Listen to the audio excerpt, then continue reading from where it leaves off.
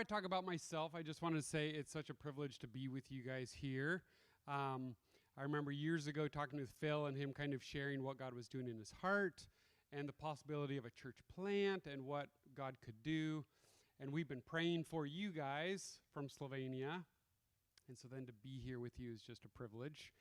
And then one quick thing before I talk about myself.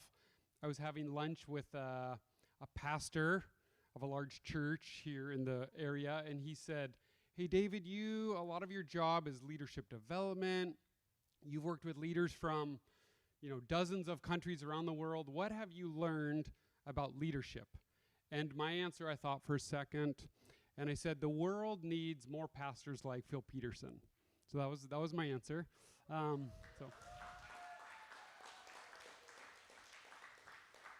So I just said, Phil, he's humble. When he talks about God and how much he loves people. He wants to walk in step with the Spirit and not just run with blind ambition. And so what you guys have is a real gift. You know that because you know Phil, but I'm an outsider. I am biased because he's my friend. But just wanted you guys to hear that from me too, that I love what you guys are doing and love Phil and Lagai as well. She gets thrown into that. You can clap for your parents. It's okay. So, like Phil said, my name's David. I grew up in Bothell, and then about 20 years ago, I moved to Slovenia and kind of had this heart for missions, but I didn't totally know what that could be. And I started partnering with an organization called Josiah Venture. And if you guys know the story from King Josiah in the Old Testament, he became king at 8 years old. And then when he was about 14 or 15, we don't know exactly, he started studying God's word and learning, who is this God? What does he want? What does it look like for us to worship him? And God changed his heart to where he destroyed all the high places, all these idols that the nation of Israel was worshiping, and he turned a nation back to God, to true worship of the living God. And so our heart with Josiah Venture is to see our countries change, to see countries in Europe change, and to see young people as kind of the central driving force of that change. And so a lot of the countries we work in used to be communist countries and have transitioned out of communism. And the role of young people was really significant in these countries changing their political systems. And so the belief is that if young people are willing to die to change kind of the form of government, what would they be willing to do by giving their life to Jesus? Would they be willing to die and live to see their country changed for God? And so I get a front row seat to God changing Slovenia, changing our country, and watching young people as kind of the central role of that. In Slovenia, we have about 2 million people, so it's a small country. And as far as we know, there's about 1,800 evangelical believers in the whole country. So there is a Catholic population, but it's sometimes difficult to know where are they at with God, what's real faith. And so it's a smaller group of Christians, but we believe that God is in the process of changing this. And so my job as a youth pastor, that's one of the hats I wear as a youth pastor.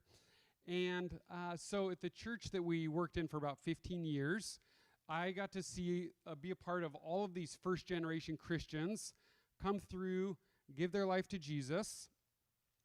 And a lot of them, as they choose to follow Christ, their families are against this. And the common story is a parent to say, if you have to choose between God and us, because you can't do both. You can't worship that God in our home. And so for a lot of these young people, teenagers are having to make these really difficult decisions to say, am I going to follow Jesus even when the cost is really high?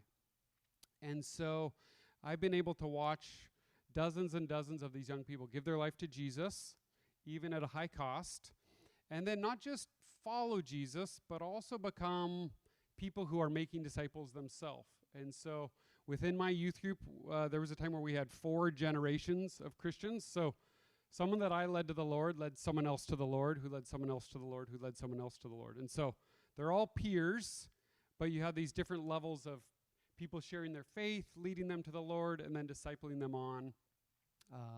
towards Jesus. And so it's just been a blessing to be a part of that journey. There's still a long ways to go for us. But like you guys, we're gathering, believing that God can use us to impact the world around us and make a difference. And so we're excited for that. Phil also, when he told me that I was going to be coming today, said that you guys are going through a series on lament. Have you guys started that? Today. Okay, well, this will be the intro. And so part of my story and my wife's is that these last 6 years, have gone through some significant health challenges. So I spent about 2 years bedridden with multiple complex health issues. And so it's a long story. And one of the things that we found that became kind of a superpower for us to deal with trauma and pain and just crushing circumstances was this idea of lament. And what I found was that growing up in the church, going to Bible college, no one ever taught me how to lament. I knew it was an idea that is kind of biblical, but I didn't know what it was, what it meant. I for sure didn't know how to do it. And what I found when I was the sickest was it was really natural for me to complain about my health problems to my wife or people I work with. And it was really difficult for me to articulate those same pains up to God. Now, I felt anger. My categories of who God is and how he works, I wasn't prepared to go through what I went through, trying to go, what does it mean that God could heal me, but he's not? What do I do with that? How do I respond to that? And so one of the Psalms that I've reflected on is Psalm 13. It's a short psalm, 6 verses. And the first 2 verses are a bunch of questions. David's saying, God, how long? Why aren't you helping? Where are you? And then there's 2 more verses where David's saying, he's kind of processing, why don't you do this? I want you to do this. And then it finishes with 2 verses where David says, but, that's a great word, but I will trust in you. I will worship you. I will praise you. And he's not praising God because all his problems went away. He's still in the midst of his problems, but he's able to worship. And so that's what I found as I learned to lament, is that actually by directing those strong emotions up to God, that 1, he can handle it, 2, he welcomes it, and 3, it's actually really good for me to tell him how I'm actually doing, because he already knows. Whether I tell him or not, he knows how I'm doing. And that process of lamenting up actually opened the door for truth and his perspective to come back down. And so I could act like David, where I could acknowledge the difficult, painful, overwhelming things and be able to say, but I will praise and worship you. And so I'm excited for you guys to be able to go through that as well and see what God has in store for you.